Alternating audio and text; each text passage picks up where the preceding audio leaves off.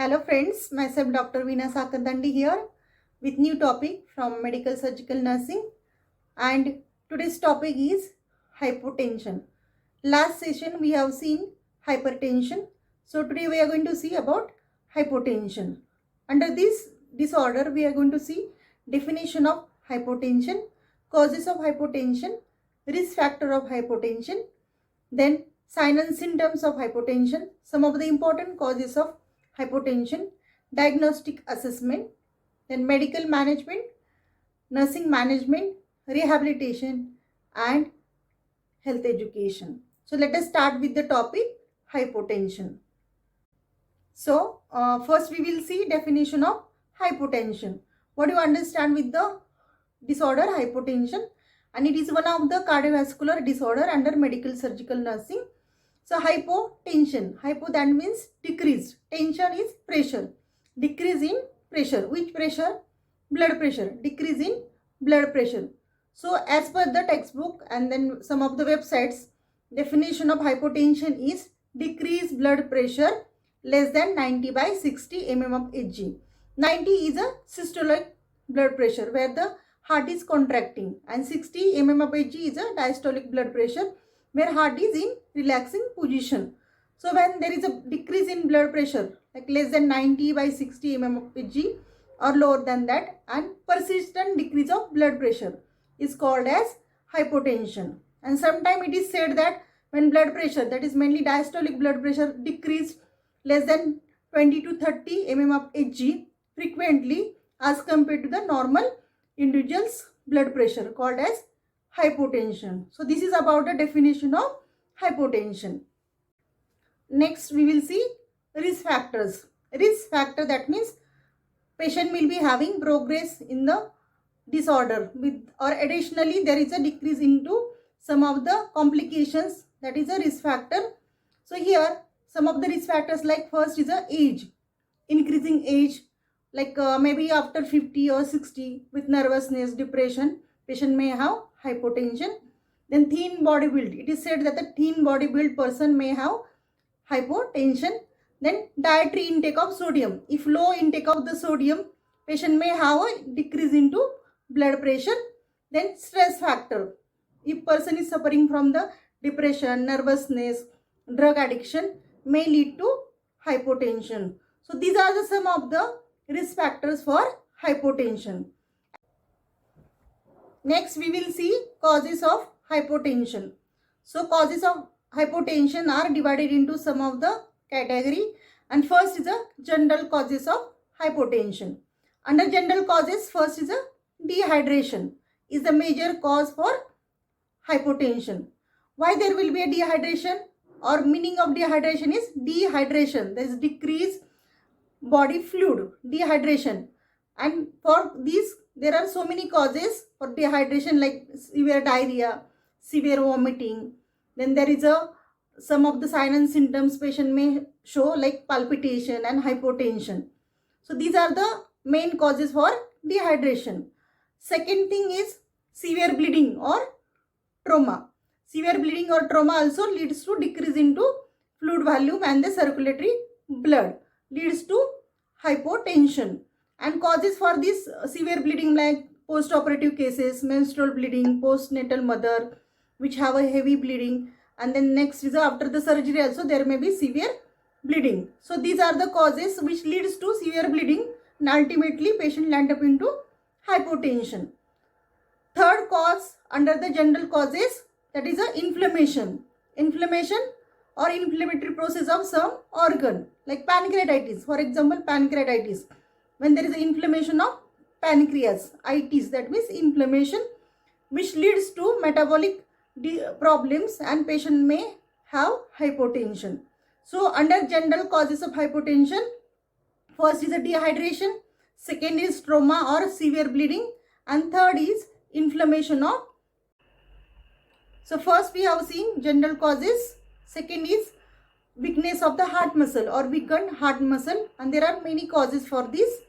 So and major problem is with the heart problem. So heart problem, under that some of the causes, like first is a weakened heart muscles. For example, when there is a myocardial infarction or problem with the muscles of the heart, there is decrease into blood circulation. So heart cannot pump properly and there is no proper circulation, proper cardiac output, leads to low blood pressure. Second is bradycardia. Bradycardia. Why there will be bradycardia? Whenever any disease, heart related problem, there will be first initially hypertension, then tachycardia, and then time comes the heart stops functioning and there is decreased cardiac output, leads to decreased contractility of the heart and patient land up into bradycardia and ultimately there will be low blood pressure. Third one is a pericarditis. What is pericarditis? Pericarditis, that is the inflammation of pericardium, which is the layer, outer layer of the heart. When there is an inflammation of pericardium, ultimately patient will have a low contractility of the heart, where cardiac output is decreased pulse rate and decreased blood pressure. Fourth one is pulmonary embolism. Under the causes of heart disease, next is a pulmonary embolism. What happens in the pulmonary embolism? There is a clot formation or air bubbles or any abnormal obstruction into pulmonary area, which leads to obstruction to the blood circulation to the heart itself. And then heart doesn't pump properly and leads to low blood pressure. The next causes are like medications. Some medications are responsible or causing this side effect and decrease into blood pressure. Like for example, medications like ACE inhibitor, calcium channel blocker, beta blockers, some of the drugs which are affecting on the contractility of the heart and ultimately there is decrease into pulse rate, cardiac contractility and decrease in blood pressure. Next is a diuretics. When we talk about the diuretics, what is the function of diuretics? Excessive excretion of the sodium and the fluid from the body. So when there is excess excretion, there is a decrease into sodium level, which leads to hypotension or low blood pressure. Then other drugs are like some of the drugs which leads to hypotension are like mainly digoxin, linoxin, which are directly affecting on the heart muscles, leads to low blood pressure. The next drug group is like given for the depression or some of the psychiatric disorders like levodopa, which is affecting on the nervous system and patient may have a depression, nervousness and some of the side effect like low blood pressure. Next, there will be other causes which are responsible for hypotension. So like vasovagal reaction. What is vasovagal reaction? There is a sudden drop of blood pressure and patient will have a temporary decrease into blood pressure or maybe patient land up into chronic hypotension. Suddenly what happens? There is a vasovagal reaction. So blood goes to the periphery and patient will have a decreased blood circulation towards the heart and the vital organ, which leads to vasovagal reaction. So this is one of the cause in the other causes. Next is a postural hypotension or orthostatic hypotension. What happens in the orthostatic hypotension? When patient is suddenly like from standing position to sitting or sitting position to standing or sideline position, there is a drop in blood pressure. It may be like for temporary decrease in blood pressure, that is called as a orthostatic hypotension, or patient may land up into hypotension while changing the positions. Next is a micturition syncope, commonly seen in the elderly, like while micturating or urinating and sitting position, suddenly there is a response of the autonomic nervous system and there is a sudden drop of blood pressure. So it is commonly seen into elderly. Next cause under the other causes, that is adrenal insufficiency. So adrenal insufficiency, like this is called as a Addison's disease. And what happens in the Addison's disease? There is a deduction or reduce of the cortisol. So cortisol is secreted by the adrenal gland. When adrenal glands are not functioning properly or dysfunctioning, they stop releasing the hormone, that is cortisol. And these adrenal glands are present on top of the kidney, which are dysfunctioning, which lack into secretion of the cortisol, which leads to hypotension. And cortisol has a main function like maintaining the normal blood pressure. So Addison's disease, which is because of adrenal insufficiency, that is insufficiency of cortisol hormone. Next is a septicemia. Next cause is a septicemia in other causes.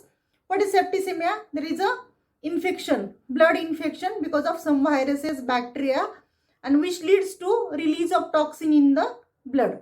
Once there is a release of toxin, blood become infected and patient land up into septic shock. And what happens into shock? There is decrease into blood pressure, pulse rate, and there are non-functioning of the vital organs. So this is also one of the cause for hypotension. Next and last one is an anaphylactic reaction, or we call it an anaphylactic shock. And what happens in anaphylactic shock or the reaction? There is a like allergic reaction of the drug, or like for example penicillin, or food reaction like peanut, which leads to decrease into the blood circulation to the vital organ and basically to the heart, and the heart doesn't get the blood pressure, blood circulation, which leads to the hypotension by decreasing the contractility of the heart.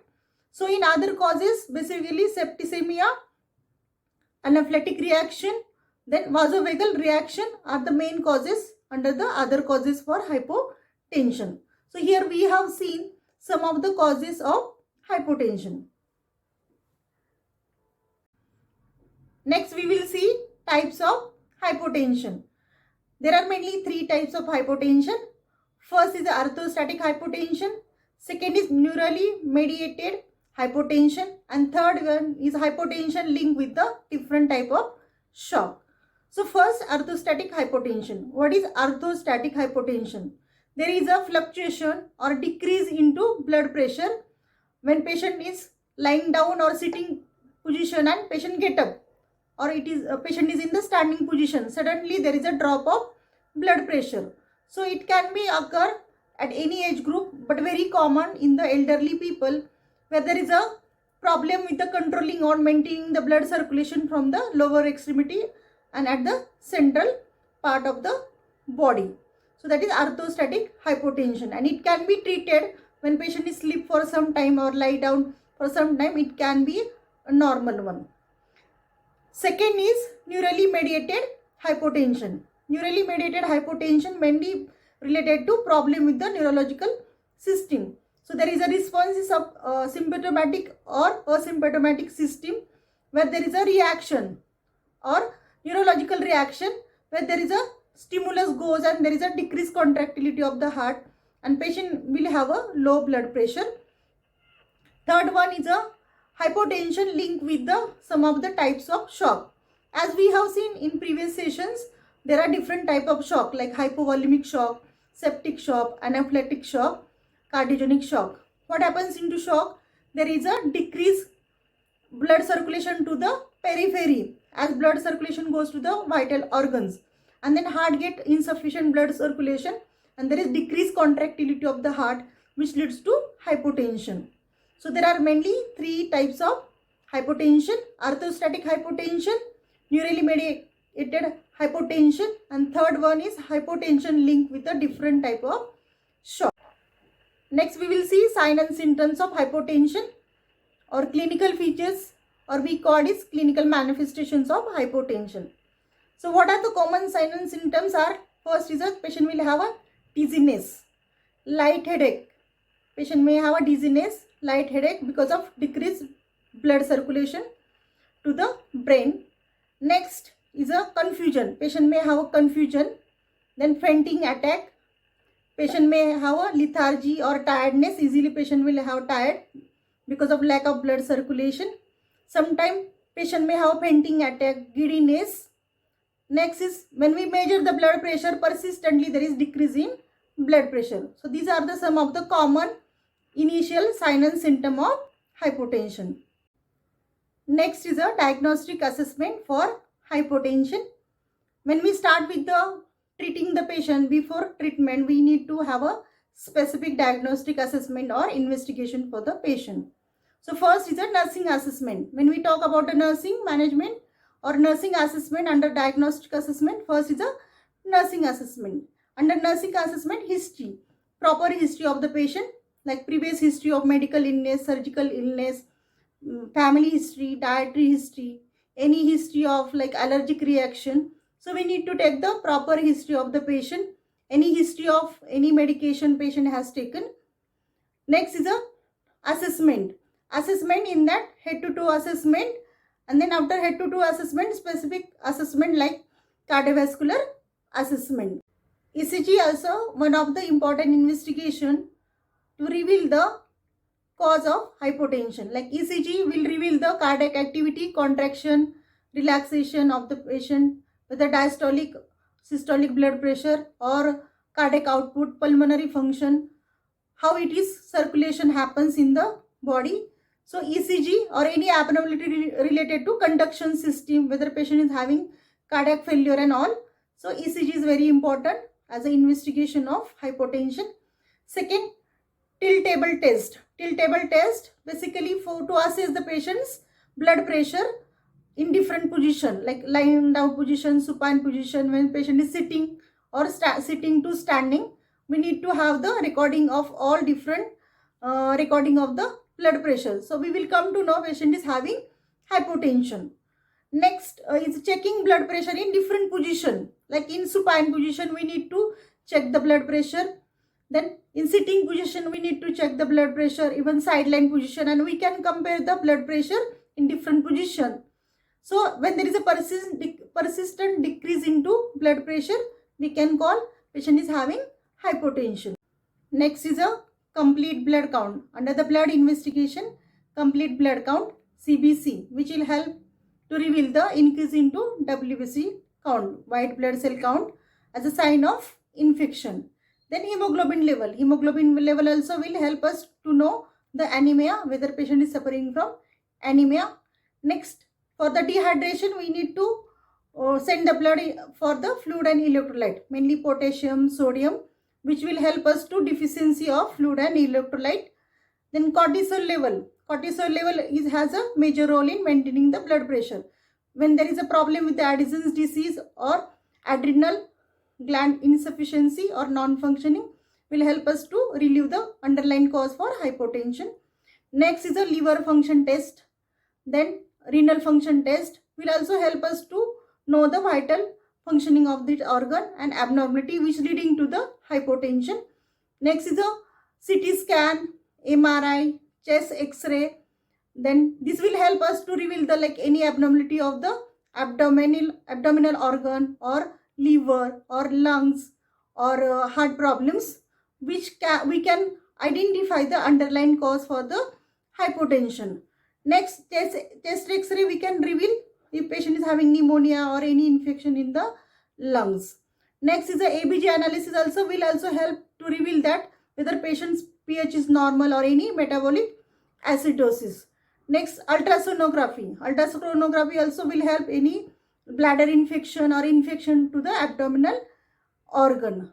Next, we have to check with the some of the allergic reaction, sensitivity reaction, whether patient is sensitive to any medications.